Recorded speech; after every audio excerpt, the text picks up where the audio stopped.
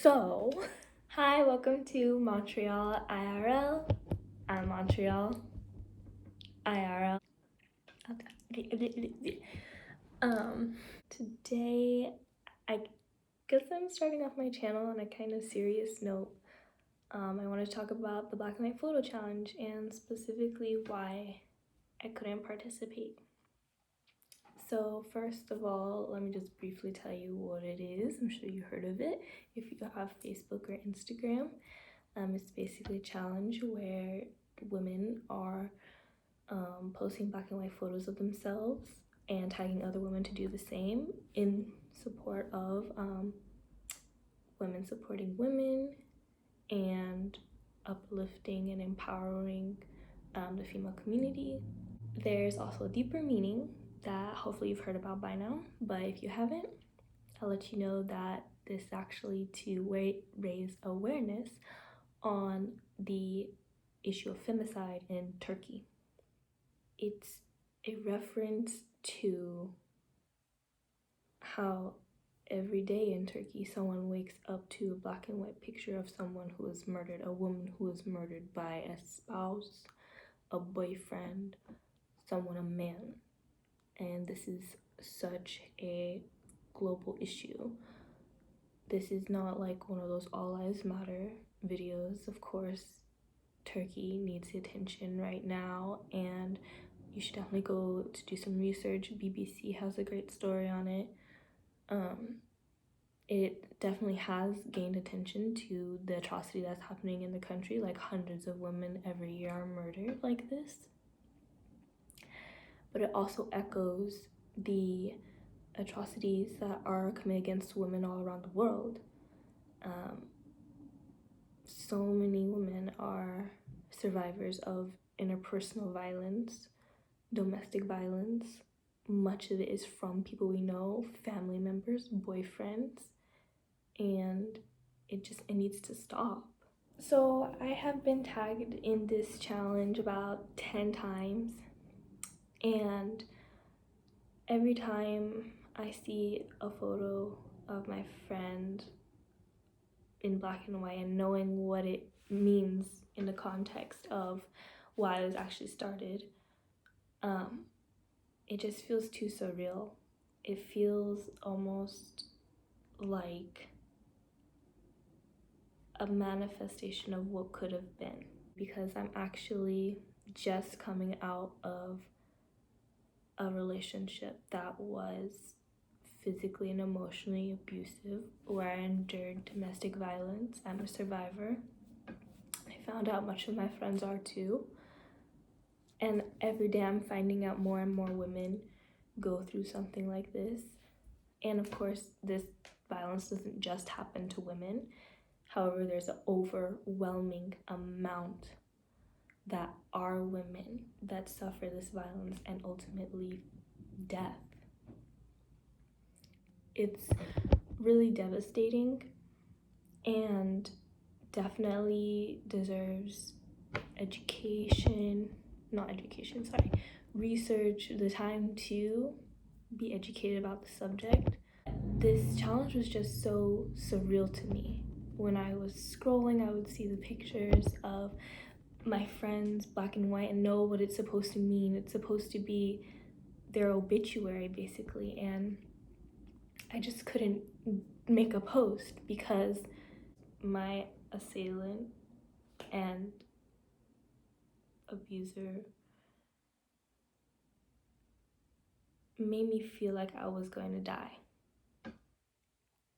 And that literally could have been my black and white photo on some news source. It feels just too real.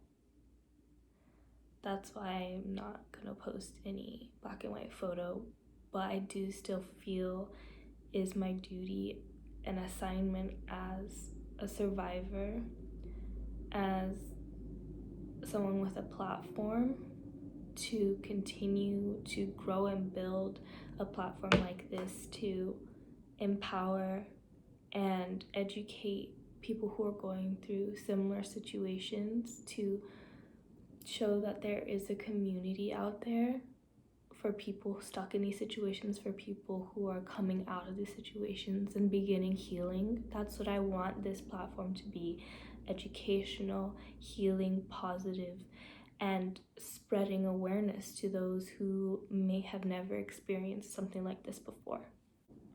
And I just think like people need to know, one, what the challenge really is about, and two, that how far this issue spreads. I think people really take domestic violence, or somehow they kind of think of it in their mind as like a one-time situation, like, oh, they just blew up and then they'll never do that again. But all it takes is one time. All it takes is just a couple seconds longer to take somebody's life with that kind of irrationality, that kind of lack of control, the ability to hurt someone. I think, especially in these times, is unprecedented. And the ability to hurt someone is so tolerated in this society. You know, like I said, that could have very well been me if I stayed in that situation even 60 seconds longer. That could have been my obituary poster that you're clicking like on. It's so weird because I have like some of my abusers' friends texting me, always wishing me well on my journey of recovery. When I had my surgery, you know, good luck in surgery, tell me when you're out. That's a different video. And it's just weird to think that they can be so casual about it. They can still be his friend and still support what he's doing as well, because it's not like a regular breakup where we have to kind of just let our friends be friends with both of us.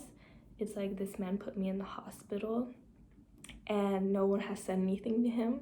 No one who's close to him has reached out to him and told him that's not okay, that they don't tolerate that. And that's a problem, like, from people who just openly tolerate it or don't think it's that bad, or still looking for some justification, you know, asking me like, or telling me, well, I need to hear his side too. Like, sure, you go hear his side. I don't know what you're gonna hear. Like, are you gonna hear something that's gonna tell you, oh, yeah, I would have did the same thing? If so, like, just fucking block me there.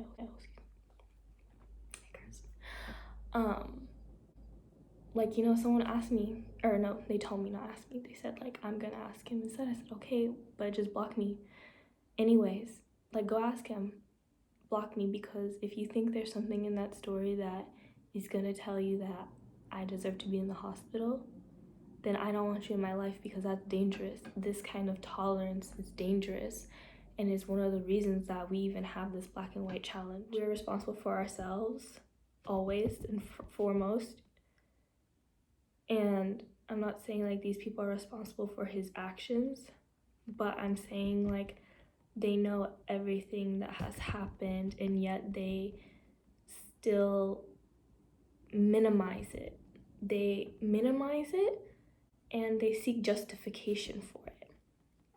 And I think this is a core problem of the entire system of femicide, which stems from things like domestic violence.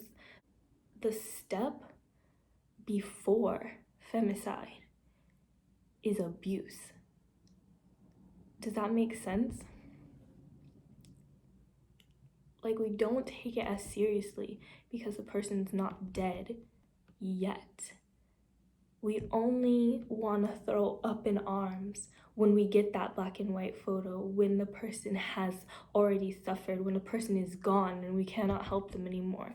We seek restorative justice for things that have already been done, but things that could have been prevented. Why didn't we care about these women before they were murdered? We minimize domestic violence without realizing it's exactly what happens right before the person loses their life. That's what makes it so dangerous. I'm watching this series by a YouTuber named Hario Ovadtop, and he speaks with such passion that it inspired me to speak as well and share my voice, share my story. He says that empaths, not necessarily that empaths are abused or that empaths are created by abuse. That's not what I'm saying. That's another video. This is my first video. I'm not trying to make it long. He's speaking to people who like are empaths, and you can know this by other ways, like outside of abuse. He says something like it's our assignment to share our experiences, because that's like the pinnacle of our knowledge. And I'm someone who believes like knowledge should be shared, knowledge is power, and I want to empower whoever is gonna watch this video to continue the fight, continue to speak up, continue to check your friends, continue to stand up for yourself, continue to know that you only deserve love and kindness, nothing else. Love and hurt do not go together. They cannot be coexistent. That is not love. I hope that you find the strength to leave the situation you're in, or I hope you find the strength as a friend to help your friend, or I hope you find the strength as an observer to say something if you see abuse happening or if you know about the abuse. Sometimes all it takes is a conversation. Sometimes all it takes is saying, I don't tolerate people who treat others that way. And I think it's good, you know, we bring in awareness to the situation in Turkey, bringing awareness to situations of interpersonal violence, and showing support as women. But it's not the burden of women to end this. It's the burden of the people who are attacking us to stop attacking us. It's the burden of the people who see attacks, who know attacks are happening, who are friends with attackers, to not tolerate this behavior. It's the burden of society to say we're not going to tolerate this behavior. I want to start this platform as a survivor, as an empath, to reach out to people who maybe aren't even going through a domestic, first and foremost, people who are going through situations of domestic violence. I want to let you know you're not alone. It can always feel like that, but there's an entire community here for you. And to create space for healing and positivity is my next goal. My third goal is to reach awareness, just to tell people my story. Hopefully they can find some understanding in it or some insight. So I hope you find this video and this channel to be useful and positive vibes only. We can work through our pain and our sadness, but we can still come out of it with a smile. No, just kidding. You can have a fun if you want. It literally is fine. Okay, I just realized this whole time I'm not even looking at the camera because I have it on the front facing camera. So next time I'll do better. Sorry, everyone. Take two. Okay, I'm gonna stop now. That's my first video ever.